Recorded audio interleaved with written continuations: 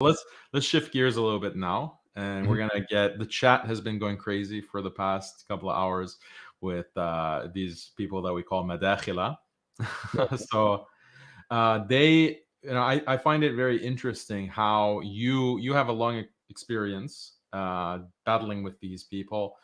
Recently, they've come after me heavily, and it's interesting to me that this group of bootlickers, let's call them what they are, they target me and you, amongst others, because we aren't affiliated with any kind of political organization in the West or in the Muslim world. We don't advocate for a particular political party. The main focus of our dawah is to question and critique atheism and liberalism and so forth.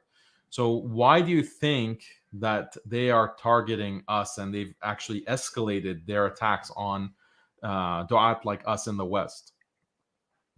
There's different groups within it. It's like, it's not just one group. It's now become different groups. And the thing is, if you would have, I saw your trajectory going up from about, I would say, 2 years ago. And if I had to predict anything, and I did actually predict this to friends of mine and close colleagues and stuff, I said, they're going to go after him. They're not going to go after him now.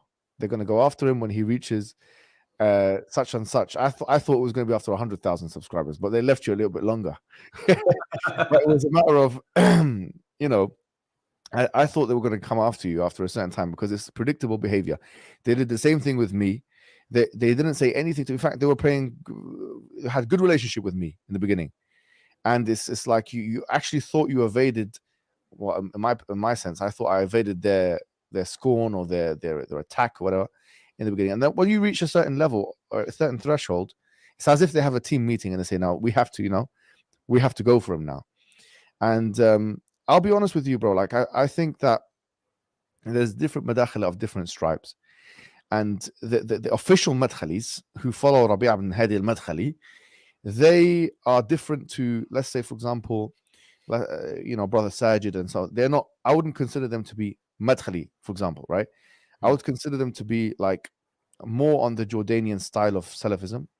Some have called it Halabism, Halabi. Yeah, that's what the terms that they use. In the UK, some brothers, they use this term. I've been told don't use the term because Sheikh Ali has died recently, and it's disrespectful to him. We don't disrespect anybody. The point is that Rabi' ibn Hadi al-Madkhali and Sheikh Ali Halabi used to be great friends in the beginning, in the early 2000s, and then they diverged. Okay, so they used to be great friends, and then they started, and then Rabi' ibn Hadi in particular, he refuted Ali Halabi and so on. So that, and obviously Ali Halabi was refuted by the Lajna, the Saudi Arabian committee, whatever, and he was declared to be a murji actually, which is it's, for me, it's harsh, whatever, but it still nevertheless happened. This is the history of it. So what we find in the UK is that we find brothers who are more associated with, let's say, the Madkhali stripe of Salafism, which is Rabi' ibn Hadi al-Madkhali, and brothers who are more affected by, let's say, the Jordanian Salafism, who in the figureheads of which are Sheikh Ali Halabi, Mashhur Hassan, and others in Jordan. And what is the distinction, though? What is the distinction? Is in tatbiq, it's in implementation. So in the Madkhalis, generally speaking, they will make tabdi'a, and this is not an over-exaggeration, on every scholar on the earth except for the ones who they make tazkiyah of, basically Rabi' ibn Hadi al-Madkhali. It used to be Muhammad ibn Hadi al-Madkhali, but now he's been dropped. I'm not sure if you're aware of this, but it was a big scandal in the West. He's been dropped by Rabi' ibn Hadi al-Madkhali. So now there's the Madkhalis have split into two different groups. The ones who follow Rabi' ibn Hadi al-Madkhali and the ones who follow Muhammad ibn Hadi al-Madkhali. And those guys are going at it with each other. And the ones who follow Rabi' ibn Hadi al-Madkhali, those guys are really like, they only take a few scholars. Now, the ones who now follow the Jordanian Salafism, who would also take from Sheikh Fawzan, all of these guys would take from Sheikh Fawzan, Salah al-Fawzan, they would quote Ibn Uthaymeen, they would quote Al-Albani, they would quote Rahimahullah Jami'an, all of them, and obviously they would quote Bin Baz. And those guys, all of them, they would go back to these. So The difference is with those who follow the more Jordanian style is that within them there's a spectrum. Okay, so within that there's a spectrum. On the right side of that spectrum, you have people like Abdurrahman Hassan. Abdurrahman Hassan, I'm not sure if he's a very knowledgeable, a very good guy. He would make tabdi'a on people who he doesn't agree with. You know that he has a more, let's say, and I don't think he would object to this. I know him personally. He has, let's say, more intolerant than someone like Abu Osama al-Dhahabi. Abu Osama al-Dhahabi is considered by that group of Halab, Jordanian sympathizers or Jordanian Salafi sympathizers. They're considered to be watered down. So someone like Abu Osama al-Dhahabi, Abu Taymiyyah, I think he's basically on the edge. If someone like Abu Taymiyyah is basically on the edge, is he even in that or not is a question. So this is the spectrum. You have on the right of the Jordanian, let's say, call it Salafism, Abdurrahman Hassan, Da'wah man. You have these kinds of guys. They would, if you ask them what do you think of Ali Halabi, they would always praise him. They would praise the guys in Jordan, Mashhur Hassan, and so on. And then you have a sliding scale. People in the middle. Green Lane Mosque is somewhere there. Not everyone in the Green Lane Mosque is the same.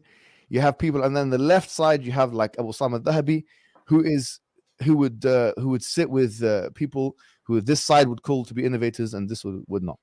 And then you have the Madkhalis, which I would call them the far right, right? Because they make tabdi'a. They literally make tabdi'a of those guys. So someone like Shamsi, right, would make tabdi'a of someone like Abdurrahman Hassan. He would Abu Taymiyyah. He would make tabdi'a of him. They don't consider them to be Sunni. They'd make tabdi'a of Ali Halabi. So this is the level of we're talking about. Where would they differ in terms of aqidah? Where Allah is, the istighatha, the tawassul, the mawlid, they wouldn't differ on any of that stuff, any of it. But they only differ on one thing, which is who are the scholars that you take from? This is the question. My dad is bigger than your dad. This is it. So this is what's going on. I don't think anyone can disagree with what I've just said here. This is well known that this group here will make tabdi'a of this group here. The Madkhalis will say like Da'wah man is a mubtadi'a. They will say Abdurrahman Hassan is a mubtadi'a. They will say Abu Osama al-Dhahabi is a mubtadi'a. They'll say all of them. The Madkhalis will make tabdi'a on every other type of Salafi. Yeah, so that's no doubt about it. They are most intolerant and they have the smallest circle of tabdi'a. The ones who follow the Jordanian Salafism are on a spectrum. Some call them Halabis, but I'm not going to do so for respectful reasons. Which on the far right of it is someone like Abdurrahman Hassan. On the far left of it is someone like Abu Osama al-Dhahabi and maybe Abu Taymiyyah now. And then you have like people who are Athari, who don't like any of this stuff, who have had enough of this stuff. They don't even, and I would put you in that. I put myself in that. I put the majority of like people there. Like, Mufti Menk is there. People like that are all Athari. Like if you taftish of them, but then that has a sliding scale, as you know, and that sliding scale, I'm sure you're aware of it. And on the far left of it, you have Yaqeen and this, which are more like,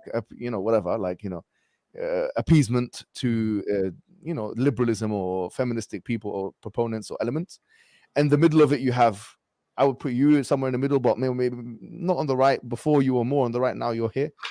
Sajid Lipham, I'd put him on the spectrum. Where is he?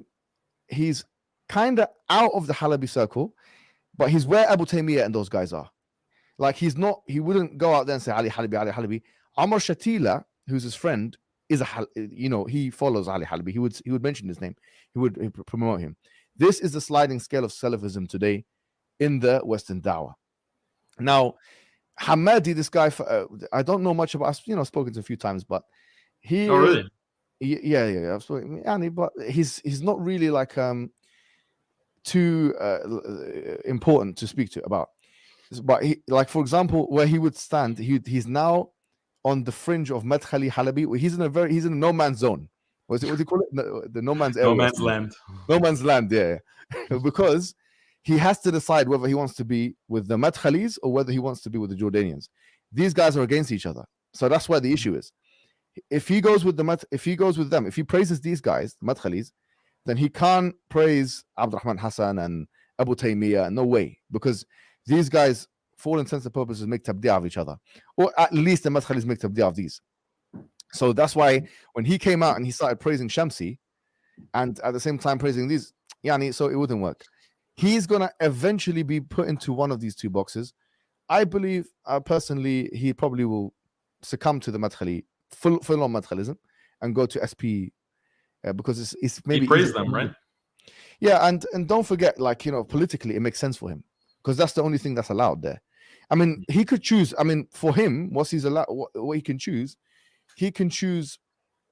to be a Halabi, and he can, let's just call it people who follow Ali Halabi and others like them, Mashhur Hassan, and so on. Or he could choose to be a Madkhali. He could choose to be either of those two things. He cannot really choose to be where we are, where we could tolerate certain things and speak with certain people and maybe have a lunch with a Deobandi here or something like that. This is seen as absolutely ridiculous. However, the guys at the right of the spectrum here, of the Jordanian Salafi sympathizers, they would do that stuff. So I wouldn't, if you said to me Abu Osama Zahabi is going to have a lunch with Deobandi, or is going to a Deobandi mosque, I'd say I believe it. I believe you, because it's not far away from what they believe. But if you said to me Abdul Rahman Hassan's doing that, I'd be shocked. If you said to me Shamsi's doing that, I'd think I was in a dream. your head would explode. Yeah. So how to deal with them? First of all, this roadmap is important. So